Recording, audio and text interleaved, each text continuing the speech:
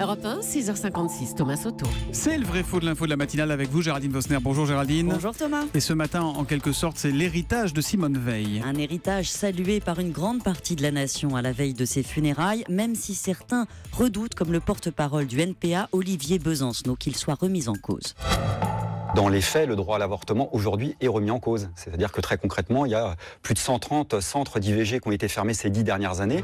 C'est un chiffre fort, ça. 136 centres d'IVG qui auraient fermé ces 10 dernières années, affirme Olivier Besancenot. C'est vrai ou c'est faux, Géraldine? Alors, c'est faux, Thomas. Selon l'enquête annuelle sur les établissements de santé, il y avait en 2007 624 centres pratiquant l'avortement, 581 aujourd'hui, donc 43 de moins, pas 130.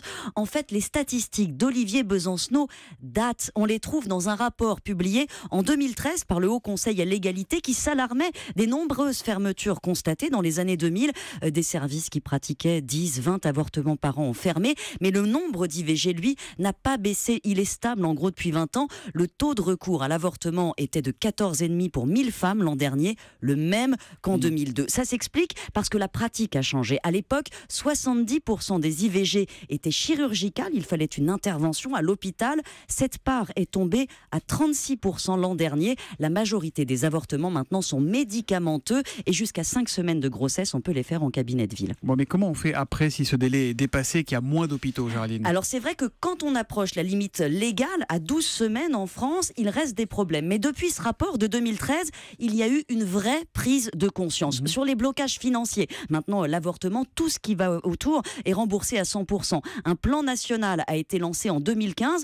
On a supprimé le délai de 7 jours entre les deux premières consultations.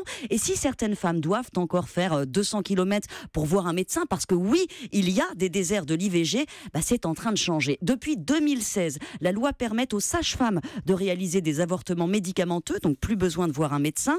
Et bientôt, les centres de santé pourront pratiquer des avortements chirurgicaux. On n'attend plus que le décret qui fixe le tarif de l'acte. Or, ces centres, il y en a 1840 en France. C'est potentiellement un vrai tournant pour l'accès à l'avortement. Merci beaucoup, Géraldine Vosner, et le vrai faux qui revient demain juste avant 7h.